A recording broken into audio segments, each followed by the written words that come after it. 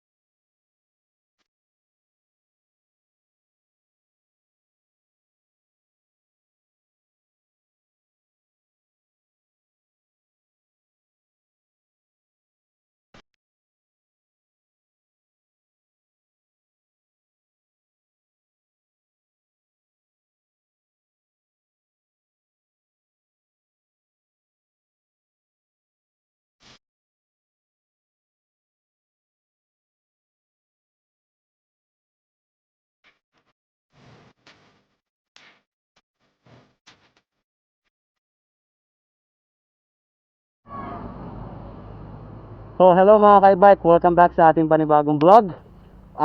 Meron pala tayo ngayong kumbaga meron tayong patalastas, Bauer by sugat. Ayan. Sakit. Aray ko, sakit na sugat ko, dalawa pa yan, men, oh. So ito yung re-review natin. Itong e-bike na ito is galing sa Kite. Ayan, oh. Kite yan. So ito yung aming service. So bakit namin binili yung e-bike na to? At bakit ito yung napili namin? So papakita ko muna yung laman na itong e-bike namin. Ayan, makikita nyo, pinanghakot namin siya ng battery. Bilangin natin, 1, 2, 3, 4, 5. Plus may mga tools pa kami yan dito. At yung sakay, yung aking model. Kaso lang, may edad na. Joke lang. So ito yung likod niya. Ayan, meron pa kaming kargang roof. At kung alam nyo tong lugar na to, along Cavite to eh. So makakaroon tayo dito ng testing natin sa ahon, testing natin sa pababa kung kakayanin ng preno. At ang mga preno nito is harap likod is disc brake. At ang kanyang motor, anong motor nito, Ella? 800? Huh? 650. O tingnan natin yung 650 na motor at 6020 na battery kung kakayanin. Ayan, bibidyoan natin yan.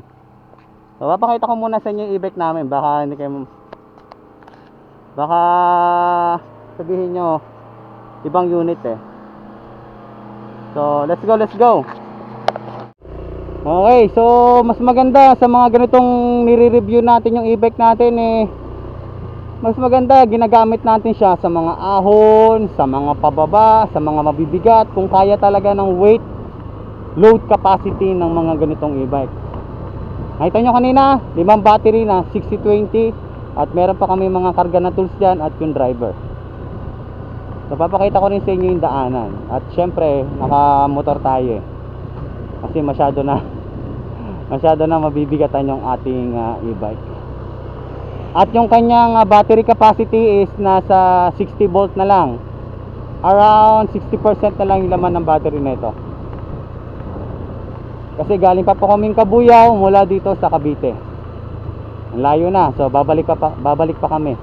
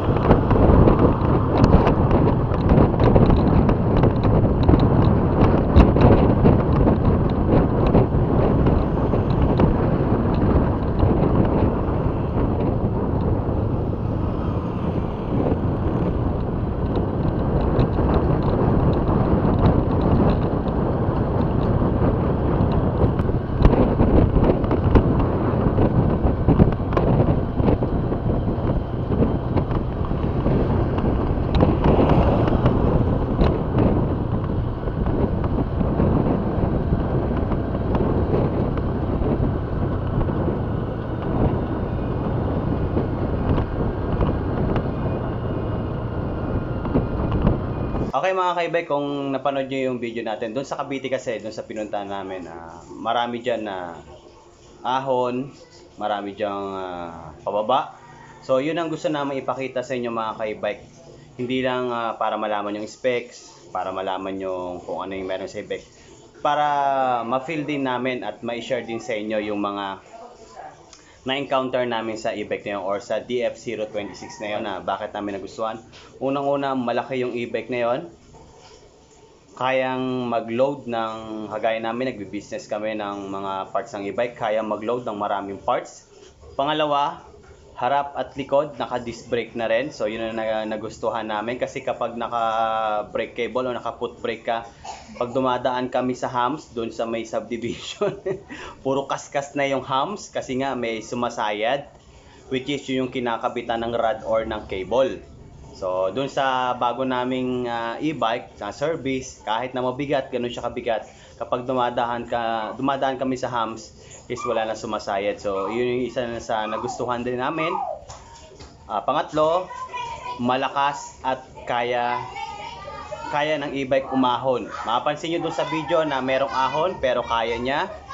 At ganun kabigat, kaya niya. Pababa, kaya niya. Okay? Suppose pangapat o panglima, yung preno, syempre nga disc brake. Kahit mabigat, kaya niya. So yun lang naman na nagustuhan namin. Halos bago pa lang naman yung e-bike. Kasunod kung ano yung mga negative side na nakita namin sa e-bike na yun, i-update ko rin kayo. Yun lang naman is share namin. Malay mo, baka mga sunod na araw yun gusto mong e-bike, naghahanap ka sa YouTube ng review. Hindi lang siya review, test drive na rin para may share sa inyo yung mga na-experience namin. Okay, so maraming salamat mga ka-e-bike. Doon nga pala sa part 1, maraming salamat sa new e-bike na in-upload natin sa Bonnie Mandaluyong. Maraming salamat. Shout out nga pala new e-bike. Yung part 2, i-upload na rin natin. At dun sa mga gustong magpa-review, comment lang kayo or mag-email kayo sa akin na ilalagay ko yung email. At dun sa mga gustong i-review, i-comment nyo na lang at babasahin natin isa-isa. At maraming salamat mga kaibike. So kahit na matagal ako nawala, nandyan pa rin kayo. Okay, hanggang sa muli mga kaibike. Amiga, bye-bye!